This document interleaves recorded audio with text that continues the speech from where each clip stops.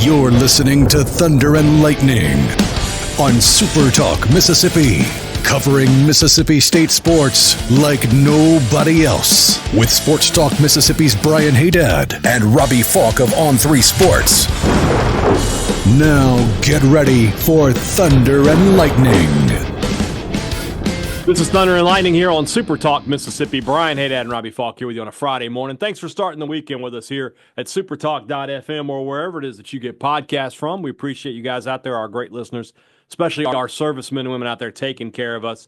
Want to thank our sponsors over at Strange Brew Coffee House and Churn and Spoon Ice Cream. Start your day the right way with a trip to the drive-thru over at Strange Brew Coffee House here in Starkville or at Brupolo over in Tupelo. Be a little weird, Robbie, if Brupolo was in Wanilla. Would be a little weird. Can we get a vanilla ice cream? Oh, vanilla. Spoon? There we go. There we go. I had the I had the king cake How ice was cream. That? Fantastic. It is the time of year for king cake. It is Mardi Gras time down here in the South. We will not put our toe in the water of the whole Mobile versus New Orleans debate. That feels like it's very contentious. We got enough contentiousness to talk about with State and Ole Miss this weekend. But if you enjoy king cake, both Strange Brew here and Churn and Spoon here in Starkville have great products. Strange Brew has the frappes, and of course you can get the ice cream over at Churn and Spoon, all made with their freshly baked king cakes, all local, fantastic. Enjoy the Mardi Gras season with a trip to Strange Brew or Churn and Spoon. The Mississippi Beef Council wants to remind you that beef, it is what's for dinner. If you're cooking out this weekend, nothing beats the sizzle of beef on the grill. And even if you're not cooking out and you just want to go out and grab a great meal, man, go hit up one of our great steakhouses or burger joints here in the state of Mississippi. Robbie and I were talking earlier today about the Beef Council. Like, if we could do a tour for the Beef Council like we do for Catfish, you're talking about we could hit. There's no restaurant in the state we couldn't go to. Endless opportunities. So if you're listening, Mississippi Beef Council, and you'd like to have two wild and crazy guys doing that tour for you, just let us know. But between now and then, Robbie and I will continue to eat beef because it's delicious. Beef, it's what's for dinner, thanks to our friends at the Mississippi Beef Council.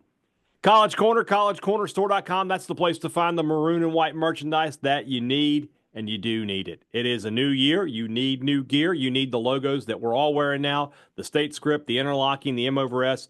Out with the old, in with the new. Get the great stuff at College Corner. 2 locations in the Jackson area. Originally by Fleet Feet, Flowwood by the Half Shell, or you can shop online at collegecornerstore.com. Robbie and I have literally just returned from Restaurant Tyler. Today's podcast may just be us taking a nap. It's just going to be us snoring in front of the camera. Mr. State Ole Miss. It was so good. So good. I have been satiated. It was quite filling. Yes. Blackened catfish, extra filet, cheese grits, mac and cheese. Fried chicken.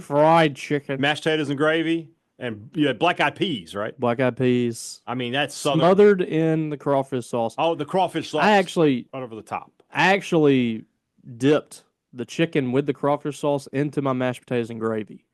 And that was an incredible mixture. Incredible. It was fantastic. And that is Southern cooking at its best. The Yes, best blue plate in the state of Mississippi. I say it once, I'll say it again. It's at Restaurant Tyler. Priority One Bank, 16 locations here to serve you throughout central Mississippi. Let PriorityOneBank.com be your guide and show you not only where they're located, they're going to show you how they're going to help you invest, manage your money, and prepare for the future. Now more than ever, when you have questions about your money, you need answers. You can't afford to be on hold. You can't afford to wait around. You can't afford to get the runaround. You need to have a bank like Priority One Bank that values service and values its community above all. Let Priority One Bank make you their priority.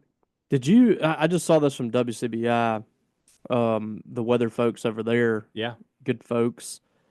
There's about to be, apparently, I think 60 consecutive hours below freezing, at or below freezing, from Sunday evening into Wednesday. It is going to be 32 or below the entire time, like for 3 days. Next week's podcast, we're both going to be on the same side of the camera, just huddled up next to each other for warmth. We're going to have our own fire in here. We're just going to have, some sticks lit on fire in the back. Yeah. It's going to be cold, is what you're trying to say. That's what it appears is coming our way. So make sure that you're letting your pipes drip. We have a fire lit in your house, all that good stuff. Yeah. Take care of your pets. Well, cold Get weather. them spay and neutered. Okay, Bob, calm down over there. Instead of Bob Barker, it's Rob Faulkner over there. So, cold weather coming, but hot basketball this weekend. Hot. With Mississippi State taking Ole Miss, not only on the men's side, but on the women's side. Back-to-back games in the Humphrey Coliseum. We'll talk a little bit more about the men's game with Michael Borky in just a bit. We'll start with the men as well here. You and I talked yesterday about, must win, call it what you will. Again, I don't know if must win is the case this early in the season. They could certainly lose this game and then turn around and reel off some wins. I think just from a confidence standpoint, though, State needs this, especially against an Ole Miss team that should be brimming with confidence the way they've been playing the start of SEC play, and to go on the road against a top 5.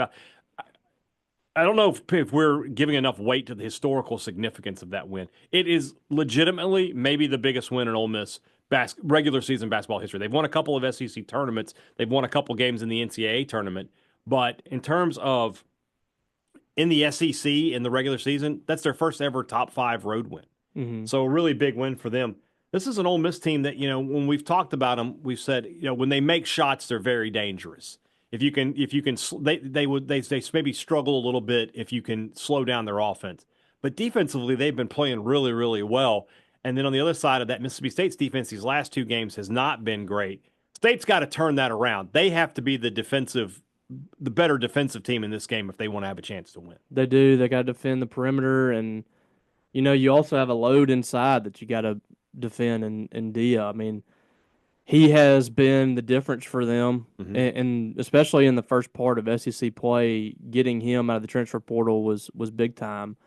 And you look at what he did against Alabama the other night. I mean, there's no question that he was the difference in that game.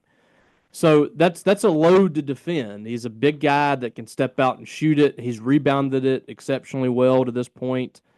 It's it's a mismatch for most teams. And so for Mississippi State, how do you attack that, or how do you defend that? That's going to be, to me, the biggest chess match. This is an Ole Miss team that they're not a real high scoring team. They can put up some big numbers, but it's not a team that's just putting up 90 points a game. Yeah, I think they're averaging over 76 or something like that. And so that to me is like the biggest thing is like they've defended really well. They're giving up 62 a game in conference play, 72 points offensively a game. They've just done a really good job, especially in the second half, of adjusting and just figuring out a way to beat opposing teams. And I was just really impressed with what Malik Dia did the other night. I was kind of flipping back and forth when I could to watch both games. When I saw that Ole Miss looked like they were kind of in control, I wanted to see how that game was playing out. Mm-hmm. And it truly was kind of like, Malik Dia was really dictating things on that end of the floor, but also what they did defensively on Alabama to turn them over 20-plus times was impressive. So this is a team they're going to be able to defend. I'm interested to see State's physicality versus Ole Miss. I think State can be the more physical team. How is this game called? Are they going to call it close? Or are they going to let Mississippi State play physical? Mm-hmm. That for the most part, I felt like they were letting Kentucky and State play pretty physical. Mm-hmm. At Vanderbilt, not so much. Right. But State found a way in that game. South Carolina, kind of the same thing. They let State play physical. State was very aggressive getting to the rim. It's going to be interesting to see the chess match between Chris Beard and Chris Jans and how they defend each team. I don't think that Ole Miss's three-point shooting is quite what we saw with Kentucky and Auburn, but they're very capable. Yeah. It's a team that they can make three-point shots, shooting 35% as a team right now. And let's say in SEC play, haven't yet had a 10 plus like we've seen the last 2 weeks, but they did do that a few times in non-conference play. They even hit 15 against Purdue Mm-hmm. in that ball game where they came up just shy of winning that game. Mm-hmm. But that hasn't really been. They don't really rely too heavily on it. It's not like they're just settling a lot for those 3-pointers. So State's going to need to win the boards on both ends. Offensively, I think is big too. Which is something you can do against Ole Miss. They are not a great rebounding. Not a great rebounding team. They did rebound it pretty well against Bama. But again, a lot of this, a lot of what they did, a lot of their production from a rebounding perspective and also, offensively, it came from Malik Dia. Mm-hmm. In 31 minutes, he had 23 points and 19 rebounds. Yeah. Nobody else had more than 5 rebounds in the team. Mm-hmm. And so I think taking him out of the game is the biggest thing. I like some of their pieces, but I don't know if they can win without Malik Dia taking over a ball game or scoring 20-plus points. And so that Matthew Morell has not really been Matthew Morell. Been injured. Yeah, sure. I think he's a little banged up, and of course now that I mentioned that, he's going to come out and score 40. But you know how this series goes. Pick somebody who you don't expect. Yeah, can we get Caldwell this year? Yeah. Let's see who we can get down here. Well, I asked the Eduardo Klafk or whatever, the guy that's from Brazil, or what is that? Is that the guy from Brazil? Yes. Yes, that's the guy that's going to go off in this game. Do you know what they say about him? Well, you know what? It better not. You better not. This Ole Miss team, like I said, confidence is not going to be an issue for them. Their backcourt, and I include Morell in that, is really good. Padula's their leading scorer. Juju Murray, we all know about him. Morell is only averaging 11.5 a game, but like I said, been battling some injuries this year. He's only played 13 of the 17 games, has only started 12 of them. So he's still trying to get his feet underneath him a little bit. This is a balanced Ole Miss team. We mentioned Dia. In conference play, he's their leading scorer. On the season, he's only averaging just under 10 a game. He's starting to figure some things out. He's starting to get used to the physicality of playing at this level after coming over from Belmont. And Breakville's a guy can get double digits for you. He's averaging just under 10 a game as well. So this is a really good scoring team. Do you try to get him in foul trouble? Dia? Yeah. It's kind of tough to do.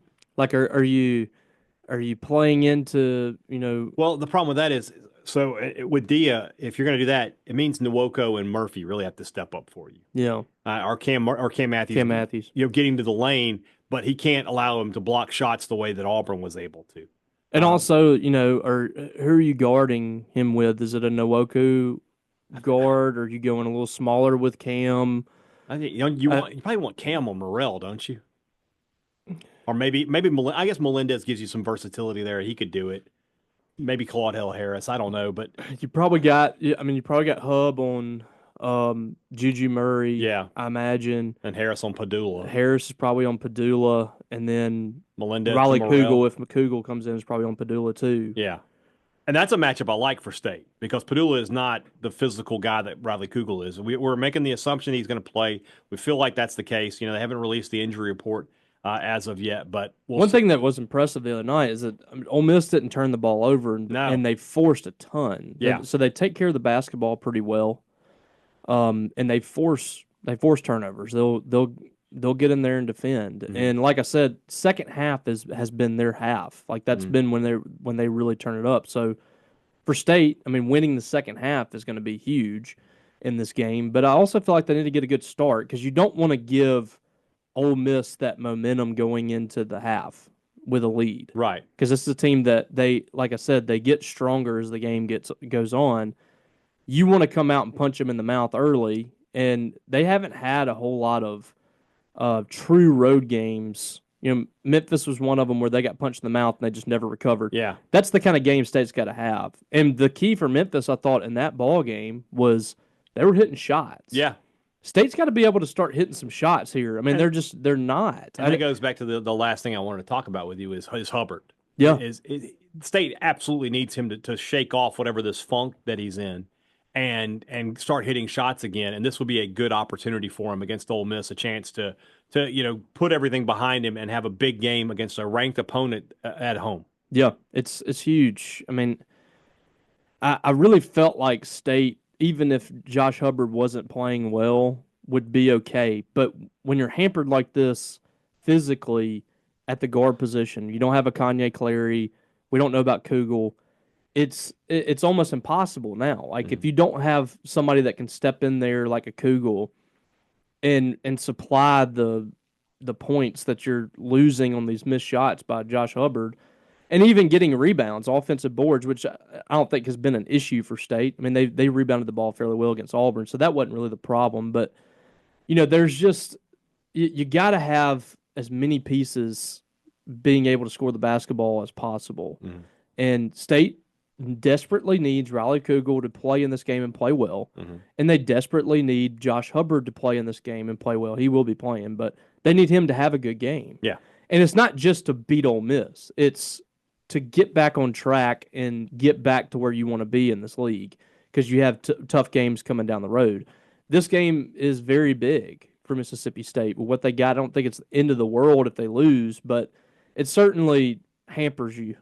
And they really need this one. And to get there, I feel like they need Josh Hubbard to play well. I agree. I agree with you 100%. All right, let's get the Ole Miss side of things. I talked earlier with Michael Borky, my co-host on Sports Talk Mississippi, to get his perspective on this Saturday's matchup between Mississippi State and Ole Miss. All right, so let's look at this from the Ole Miss side of things with Michael Borky, Sports Talk Mississippi, the Rebel Report podcast, and just all-around nice guy. Very misunderstood is Michael Borky.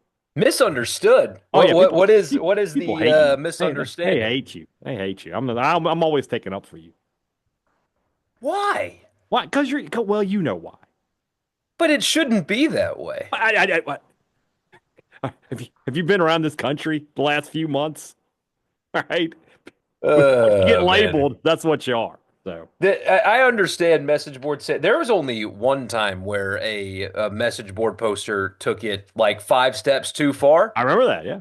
Yeah. Other than that, I understand. There you go. All right. Ole Miss basketball this year. When they lost to Memphis a few weeks back, I was very interested to see how they would start SEC play. Because, and we talked about it on the show, like when they make shots, they're tough to beat, but when they don't, they can be in trouble. They've made shots these first 4 games. They've been able to play really good offense, but they've also played really good defense in that time, and it was really encapsulated in what they did in Tuscaloosa. They harassed that Alabama team. That's an Alabama team that averages close to 90 a game, and they held them to what, 64? That's one of the best performances in Ole Miss basketball history that we just saw Tuesday night. Where is this team right now? They've got to be riding a high right this second. Got to be riding a high, and it's defense that's really carrying them, and that is, I don't know if I should say that I'm surprised that defense is carrying them, considering it's the kind of the style of play that Chris Beard wants to play, and then he brings in Mark Adams, who is a defensive expert, and then they start playing better defense. 1 + 1 = 2, but doing it without a true like dominating big is what is impressive. Now, don't get me wrong. Malik Dia was dominating, and he is 6'9", 240 pounds. But they don't have like that 7'2" shot blocker, just like this gigantic guy in the middle that alters every shot. They're doing it with great defense from their guards, and they're disrupting passing lanes, and they're really good at anticipating what their opponent's going to do. But like Sears, you mentioned Alabama. Sears was, forgive my language, he was in hell all night because of Padula and Matt Morell, and they would not let him get anything at all. Family program, Borky. What are we doing here? I know. You're going to get emails again. But that's what it is. I mean, defense is carrying them. They're forcing turnovers. All 4 of their SEC opponents have shot below their season average against Ole Miss. They are a top 15 team in the country in forcing turnovers.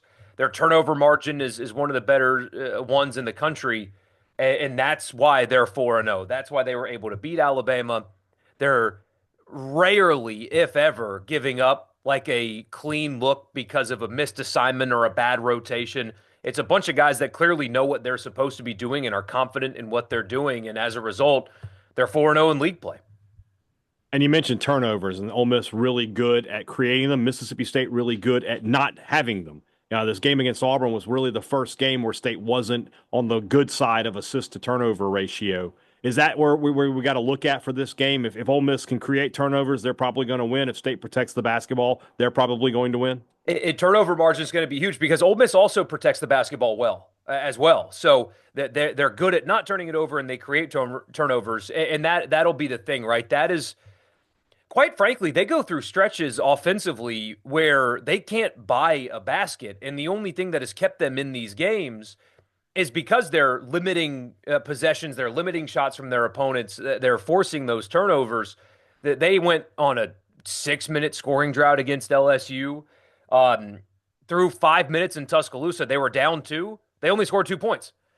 So they go through these weird stretches without scoring, but the only thing keeping them in these games is they're forcing turnovers, and that really helps them offensively as well, as getting out in fast break and getting easy looks at the basket. So if Mississippi State's going to protect the basketball, it'll be really tough for Ole Miss because they have not had a consistent scoring offensive game since they played Louisville earlier this year. I mean, definitely not in SEC play. So protecting the basketball is paramount for Mississippi State. If they don't turn it over, if they have 5 turnovers in this game, they're winning. Yeah. It's been a tough year for Matthew Morell, one of the best players in the SEC, but he's battled some injuries this year. Is he starting to come back into form a little bit? Are you starting to see the real Matthew Morell these past couple of games? Yeah, and what's interesting is he's fitting into a role that is working, but it's not the one that you expected him to have. You figured he'd be like the high volume shooter, the guy that they would lean on for points. What he's doing is he's kind of facilitating offense. He's being patient. He's not taking many shots. He's not a high volume shooter for this team. What he's doing is playing great defense. I mean, that is really where he has shined lately. Physically, he is back to 100%. There was, I guess, his second game back, he went up for a dunk and got blocked by the rim. And you thought, I think it was the Georgia game, and you thought, ooh, that knee's not ready yet because he can dunk a basketball. And in that moment, it looked like maximum effort, and he didn't get up to dunk the basketball. He's back to full health, but they are not depending on him for scoring. He's not getting up many shots. But, I mean, he's productive. He's a 12-point per game guy. Where he's helping this team is physical defense, disrupting passing lanes, and being selective with when he attacks the basket. It is very interesting. I did not see him in this role for this team, but he is not the volume guy in this offense. Let's talk a little bit more about Malik Dia because, I mean, you see the line that he had against Alabama, and you're like, my goodness, what happened there?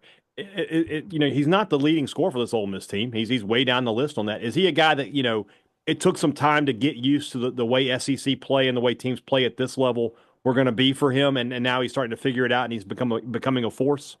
Yeah, he's doing apparently he's doing different things. They're asking him to do different things than what he did at Belmont last year. Right. And apparently it's just taken him a while to kind of figure out, okay, I'm going to play the 5, but I'm a stretch 5, and this is what I need to do. You saw a non-conference play. There'd be random 5 minutes of, whoa, this guy's awesome. And then he would disappear. It'd be like these 5 minutes of brilliance where you saw so much potential, and then it just wouldn't last for 35 minutes. It would just be little spurts. For whatever reason, he's put it all together, and he's going to be a very difficult defend for anybody because I don't think yet he's an NBA player. I don't know if the athleticism is there to be one, but he's got an NBA game, right? He can make outside shots, and for a State fan that hasn't watched Ole Miss play yet, he's a three-point shooter, a career 34% three-point shooter, so good at it. Yeah. He does not jump when he takes three-point shots. He is flat-footed and shoots flat-footed three-point shots. It is wild. But he's tall enough to where they don't get blocked. He gets away with it. But he can make outside shots. He can put the ball down and dribble and beat people off the dribble. He can make mid-range shots, and he's really good and skilled around the basket. He's got a great offensive skill set. And I don't know what it is that unlocked it, but he finally brought some attitude with that skill set and is physically matching up well. So that'll be a big challenge for State because he's a difficult defend. He's going to draw State's bigs out to the three-point line and try to beat them off the dribble because he can do it. So if they're able to limit that, though, and make somebody else beat them, they're going to have a really good chance because to this point, you've had nice flashes from Padula and Morell and Brakefield, and some of these guys have done nice things. None of them consistently the way Dia has so far in conference play.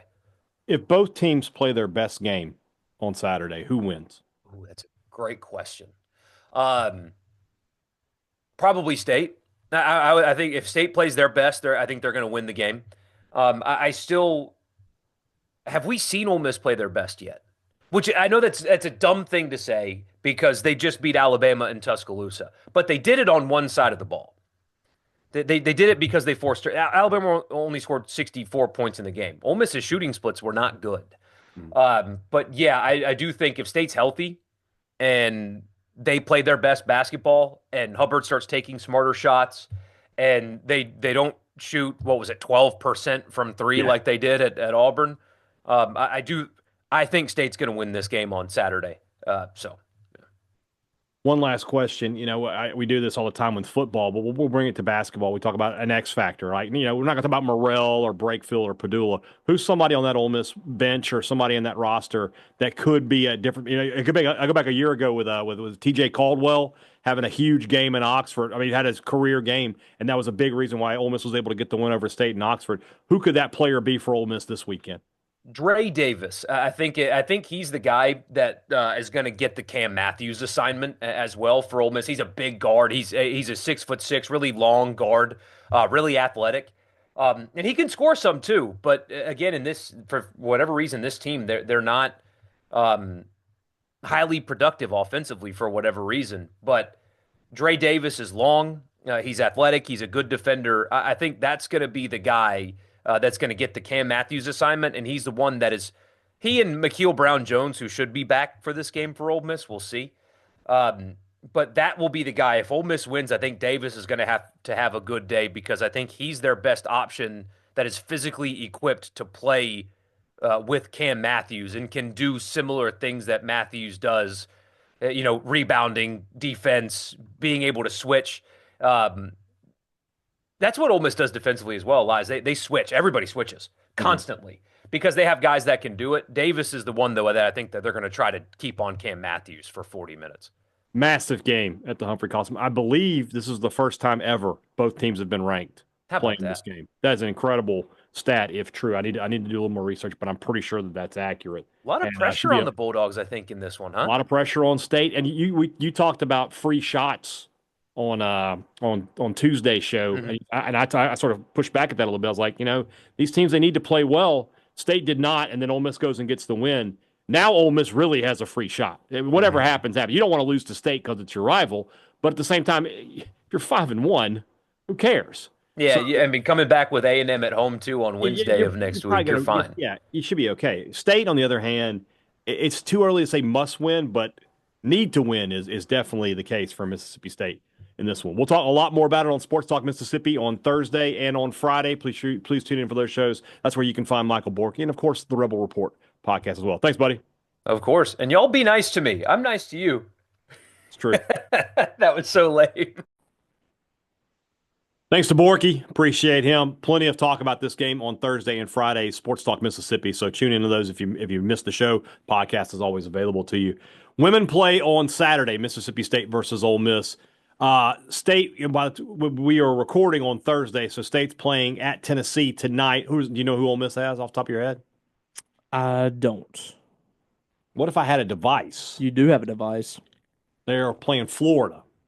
Okay. At Florida, at home? They're at home. Yeah, they should win that one easily, I would think. Yeah, the Gators 11-7 on the year. They're not very good. So, Purcell and Coach Yo split last season.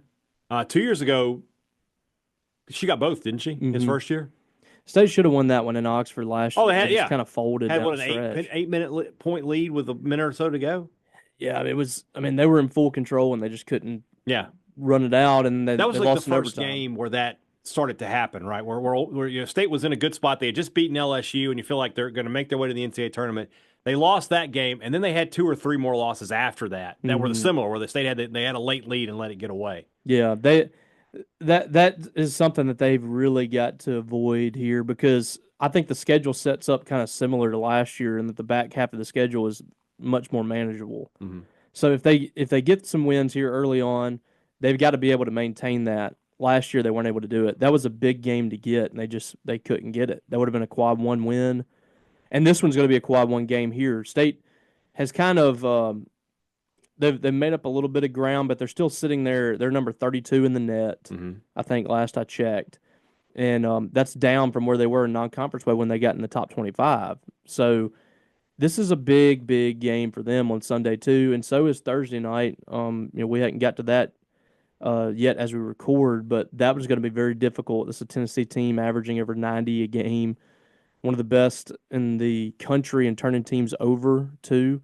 So, there's no point in us previewing it. But after that game, you got Ole Miss on Sunday, and it's kind of like the men. It just really feels like a big game early on in the schedule for Mississippi State. They really need to get this one.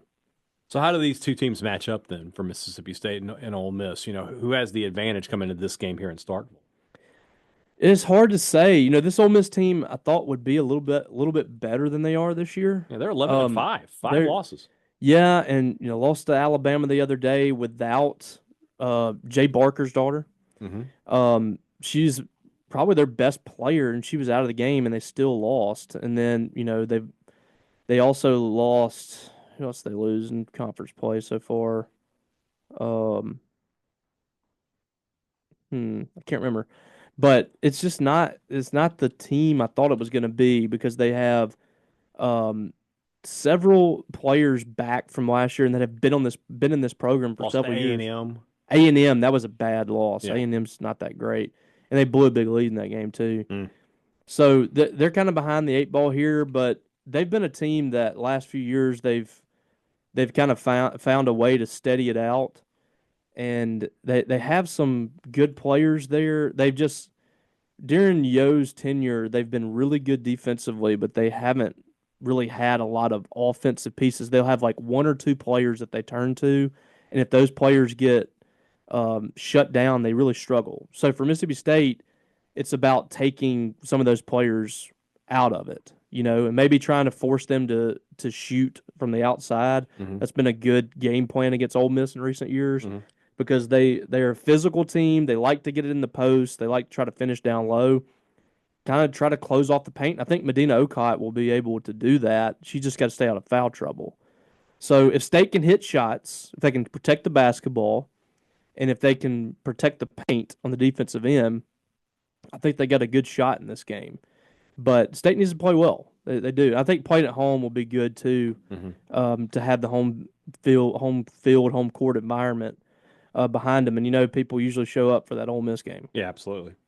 All right, let's move into the rest of the show. That's brought to you by our friends over at Two Brothers Smoked Meats in the Cotton District. This weekend, if you're going to be in Starkville for basketball, you've got to make a trip to Two Brothers. You've got to go over there and get some smoked Southern soul food.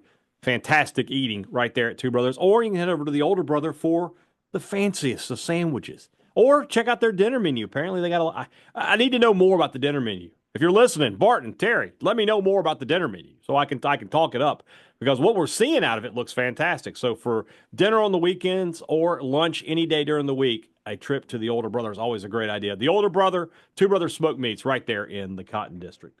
Great products, great service. Every business likes to promise it to you. They deliver it to you at Advantage Business Systems. That's what they've been doing for 50 years. 50. All right. When you need new technology for your business, give Advantage Business Systems a call. And then if you need service, it's just a phone call away. The same people who made the sale with you. So you already have that relationship. You're not on hold for 45 minutes. You're not talking to somebody you've never talked to before. They're not making an appointment that it's somebody who can be there in a week or two. Imagine if your copier or your printers break and you need it replaced, and they tell you a week. How can your business survive like that? You shouldn't have to. That's why you deal with Advantage Business Systems. 601-362-9192 or visit them online, absms.com. Find out how Advantage Business Systems will help your business do business. Before you go to the hump this Saturday, you need to make a trip over to Maroon & Co. You need some new gear. They've got it at Maroon & Co. They've got the logos that you want. They've got a bigger and better selection than anybody else here in Starkville. They've got the Bulldog Initiative gear. They've got the custom cowbells made by the Bellsmith. They've got stuff you can't find anywhere else. It's only at Maroon & Co. Use our promo code to save a little money. In-store or online, it's Thunder15 for 15% off regular price. Some exclusions do apply. When you come to Starkville this weekend, make sure you make a trip over to Maroon & Co. Robbie, do you want to talk coming in or going out first? Yeah, I'll let you pick. Going out. Going out, we were very surprised yesterday to see that Stone Blandon, Mississippi State linebacker, has made a decision to enter the NFL draft. I got to be honest with you, Robbie. I like Stone Blandon. Seems like a nice enough kid. Wish him the best. But I have no idea what the thought process is on this. I cannot imagine him being drafted. I feel like he's a long shot to get a free agent deal.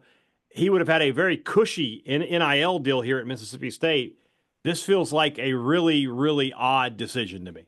Yeah, and I don't know what his dynamics are, or what his thought process is on this to truly like bash him. I'm not going to bash him or anything like that. Right. I just strictly objectively talking about this and looking at the prospects of Stone Blanton and the opportunities that he would have next year here, it's just kind of hard to understand what's going into that decision. Mm-hmm. And again, that's a personal decision that he and his family kind of have to come to grips with or whatever. But I don't see the true benefit from it. Unless there's like some reason that he's having to leave or he can't come back or something, which I don't. Yeah, I can't imagine it's been pushed out. processed. I don't know what that would be, and I haven't been led to believe that that's the case. So, if this was advice that someone gave him, if this is somebody saying, "Hey, you need to just go ahead and go to the NFL," I think that's bad advice. Feels like bad advice. Let's just be real about this now. We thought it was bad advice for Beniquez Brown to declare for the draft. Yeah, and Darunya Wilson and Josh Robinson, and I think Brandon Bryant did it. These are all guys that I think have actually better pro prospects about them. And I'm not taking a shot at Stone, but these are players that had a better shot, I think, from physicality standpoint, just measurables, talent, all that stuff. And Stone was really good for Mississippi State this year. I just don't I don't see a way into the draft. When you look at linebackers, Beniquez Brown was a better linebacker than Stone Blanton was. There's just no getting around that fact. Yeah. It's a fact. And so for him to leave, and in a year where, early in the year he played poorly. There's just no getting around that. He played better towards the end of the year, but there was never a point where I would sit there and tell you that he played well, that he played great at any point. Had a lot of tackles, but a lot of that is just because that defense is on the field so much. Right. And, the defensive linemen weren't doing anything, so he was just there.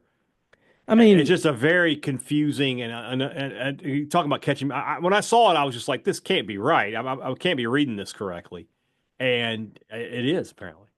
There's people that I talked to at Mississippi State that were shocked.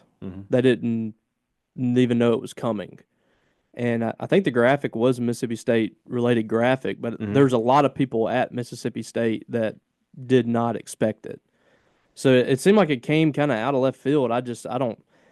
But, this has kind of been, Stone Blanton's kind of been like this. Yeah. In high school, he commits to Mississippi State and in baseball, and then he gets some opportunities in football. We hear about, he's a lifelong Mississippi State fan, all this stuff. And then he goes to South Carolina. And then he's a captain at South Carolina starting. Yeah. And then he decides to enter the transfer portal, comes to Mississippi State. We hear about this is his dream to play for Mississippi State, and after a year, he's going to the NFL draft. He's not on any projections anywhere. I haven't heard anybody, talking about him as far as a, potential late draftee, anything like that. It's going to be hard for him to make a roster. Yeah. And with that in mind, even if he's on a practice squad, you're talking about how much do they make? 50 to 60,000. Let me see here. NFL practice squad salary. No, they do all right, but how many weeks out of the year is that? A rookie earns a minimum of $12,500 a week. Oh, that's not bad. But it's not. Look, it's good money. because you don't know how long you're going to be on the practice squad. On the course of an 18-week regular season, you can make as little as $225. So that's not bad. But that's you gotta banking on making a practice the practice squad. That's not going to be easy for him.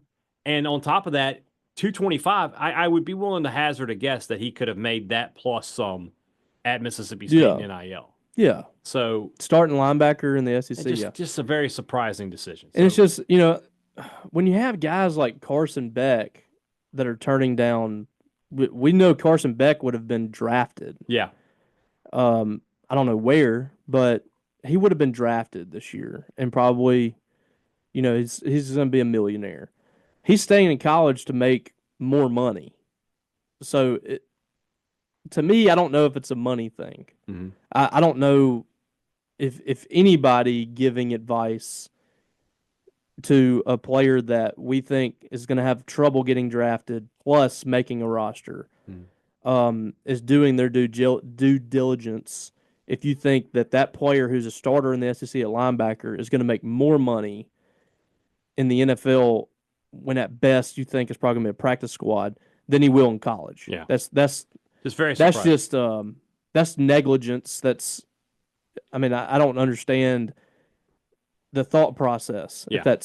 But like I said with Stone, like everybody has their reasons for stuff. Maybe he's just ready to be done with college, and that's perfectly fine.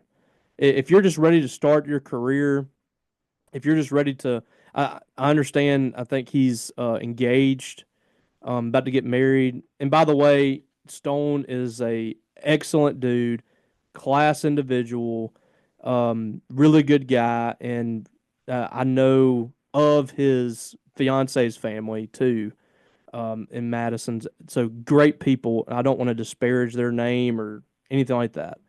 We're just strictly talking about the decision here. I don't know what it is. I don't know like what went into it. So I can't speak with confidence that this is a terrible decision, like some people are saying. Yeah. A terrible decision for us might not be a terrible decision for someone else. So all we can do is look at it from the perspective that we have. Yeah. And that on paper, it seems like there's going to be some money left out, some opportunity. I mean, who knows what he could do with another year? I certainly think there's a ceiling there as far as his talent. Right. Like, I don't know if he'll ever be a Brian Urlacher. Right. No. So, I don't know how much he could improve by coming back, but he could certainly make some more money. But, it's not our place to say you're a dummy, terrible decision, or whatever. Not anything like that. I'm speaking like for everybody because in my mentions it was a crap show. As I watch a guy who watches football, and I feel like I know enough about the game to tell you that he's not going to get drafted. Yeah. So it's going to become, can he get a free agent deal and make a practice squad? I mean, we're not talking about getting a rookie camp invite and maybe this is just testing the waters. I don't like that. Doesn't make any sense because they give you those grades. It happens all the time. Colin Hill did it. I think Errol Thompson did it. I think those guys were going to leave, and then when the state hired Mike Leach, they were willing to come back. I don't think that was it. You don't think? Mm-mm. Okay. No, and so maybe he decides to come back. I don't know, but as of right now, it just seems a little like he got some bad advice. Yeah. All right. The other side of it coming in, Mississippi State finally gets the commitment from Georgia transfer wideout Anthony Evans. A battle with SMU. We saw Robbie's guy Hayes Fawcett with the graphic tweet letting you know that the deal was done, and he will that is the final piece I feel like for Mississippi State in the transfer portal until we get out of the spring window. They may still add a piece or two on signing day, which is it's hard to believe there's another signing day coming. There may literally only be who's going to take part in that. The only guy that I think that's available for State to get is the JUCO cornerback Lawton.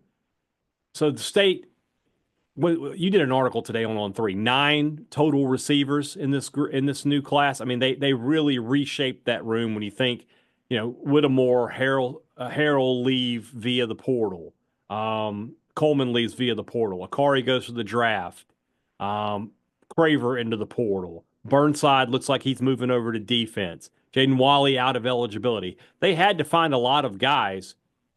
It's all about potential with this group, though. The production is not huge, but I feel like with Evans, maybe with Brennan Thompson, Aiden Williams, you've got some guys who have some high ceilings. It's going to be on Jeff Lebby, Chad Bumpus to get those guys there. Yeah, no doubt. It is definitely a coin toss, a roll of the dice, if you will, whatever you want to say. Mm-hmm. there's not a ton of production, at least not in the Power Four, from these players. Mm-hmm.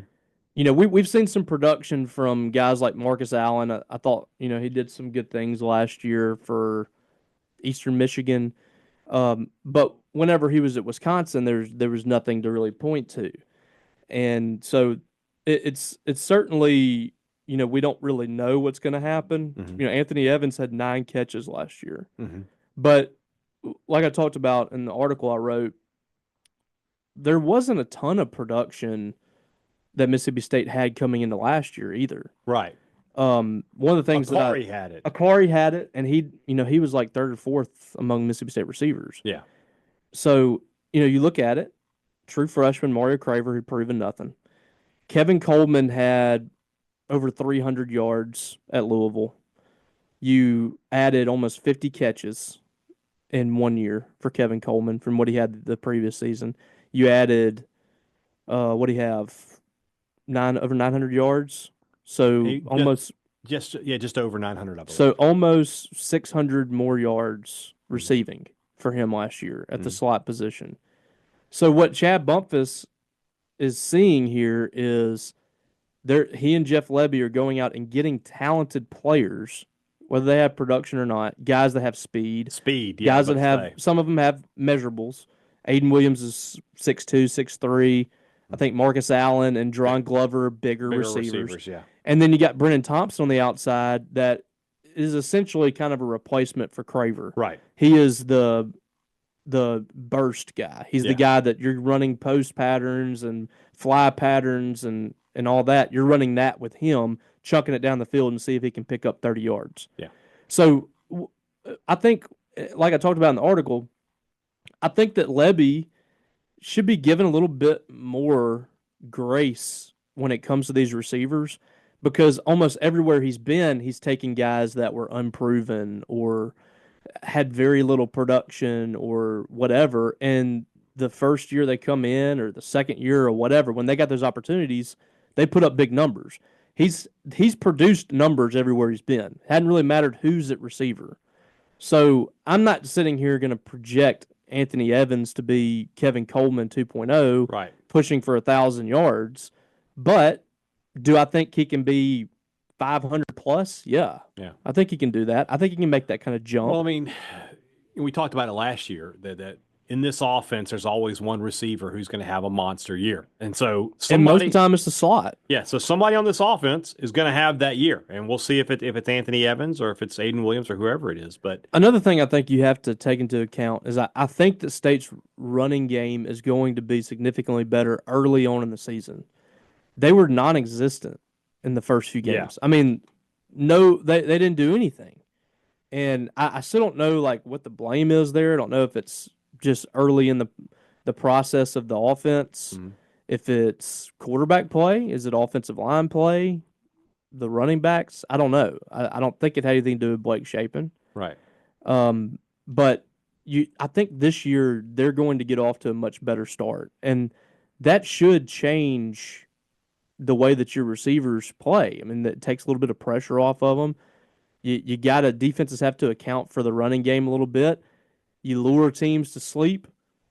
You run a little play action, whatever, and you have a guy like Brennan Thompson down the field, or even Jordan Mosley, I think, could be.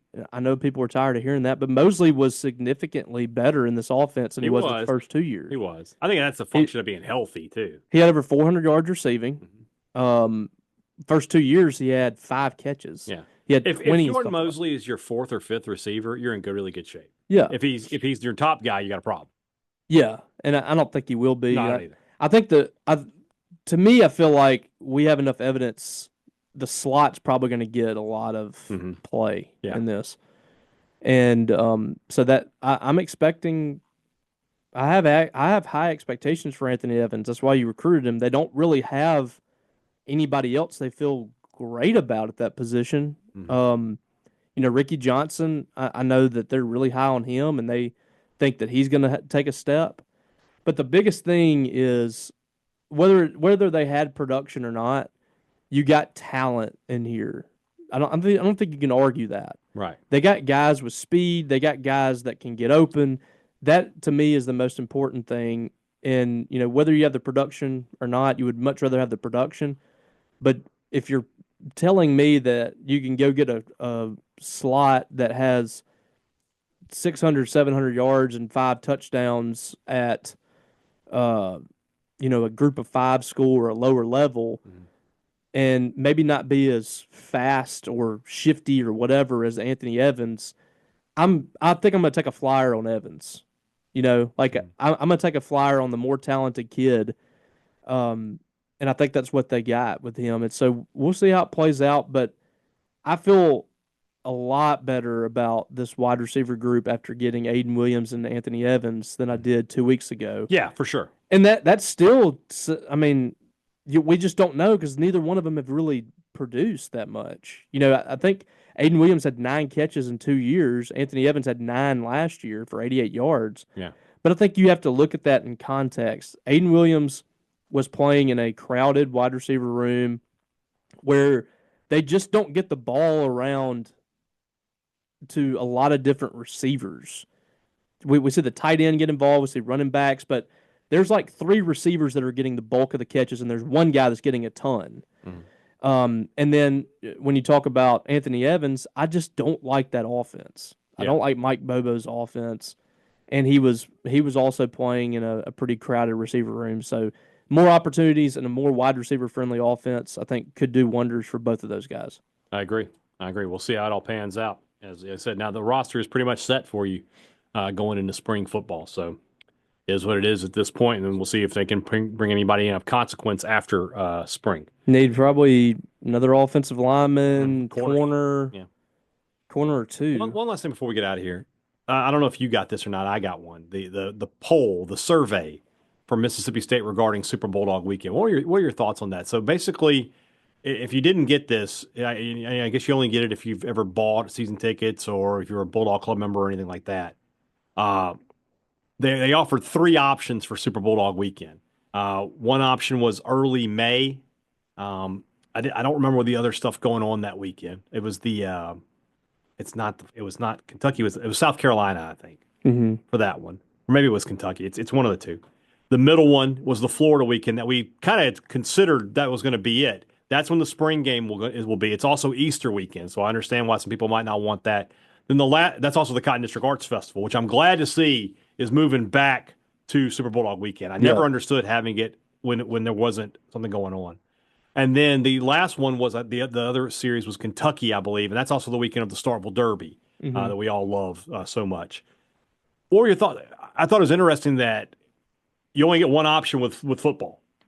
So football is going to be, if it's not Super Bulldog weekend, it doesn't matter. The spring game is still going to be April the 17th. Yeah. Well, that's the day my child's supposed to be born. So you're going to vote for one of these other days, aren't you?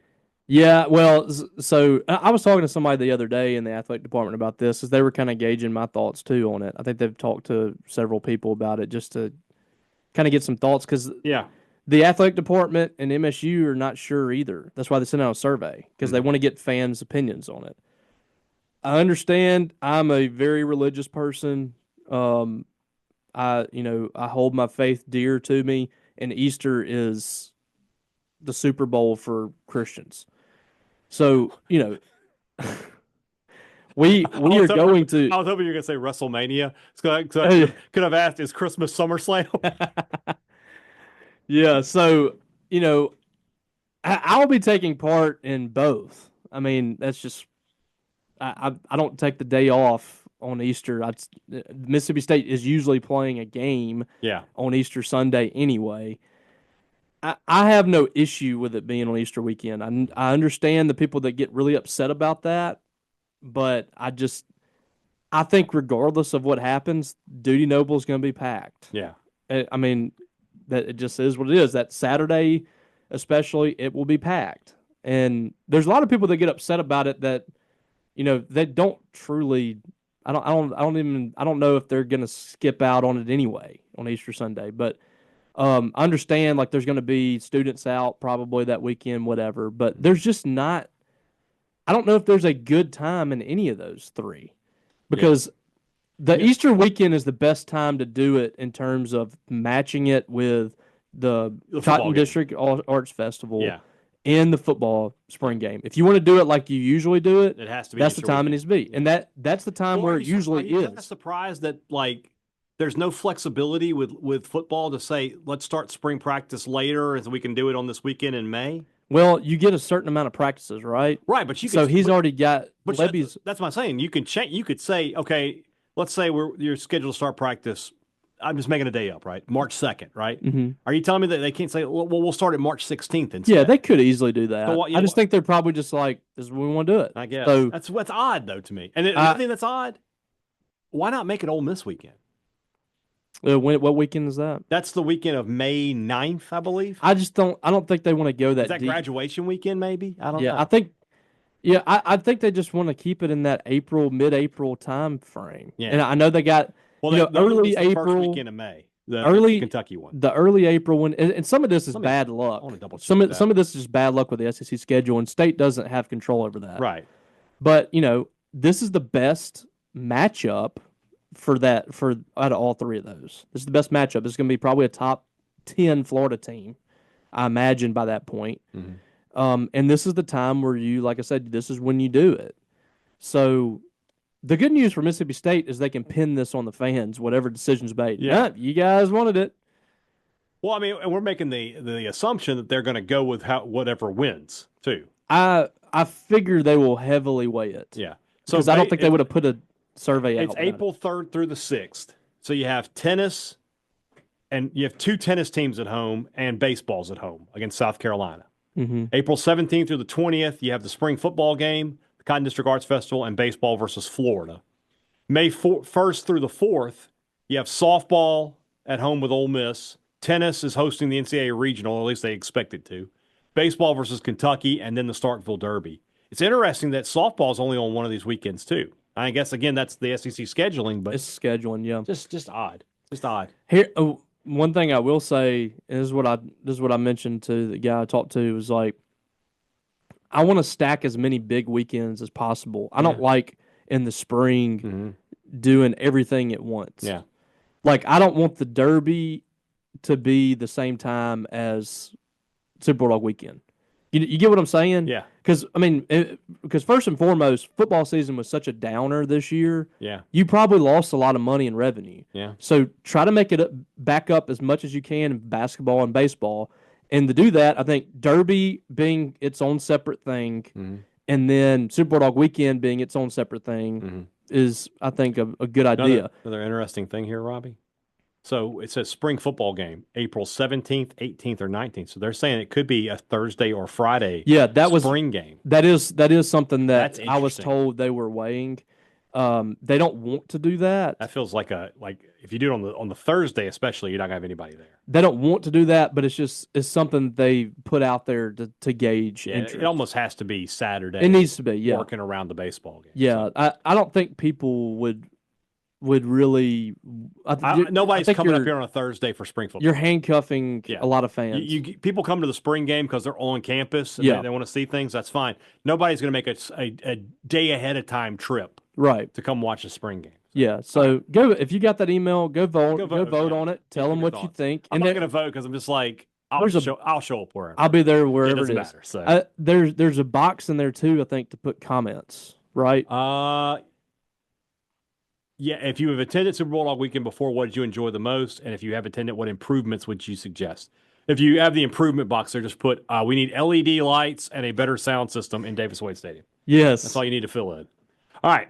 Guys, back with you on Monday. We'll recap everything that happened with Mississippi State basketball with these two games with Ole Miss, plus plenty more to talk about next week as we keep going. Have a great weekend, guys. Talk to you again soon. For Robbie Faulk, I'm Brian Hadad. Thanks for listening to Thunder and Lightning here on Super Talk Mississippi.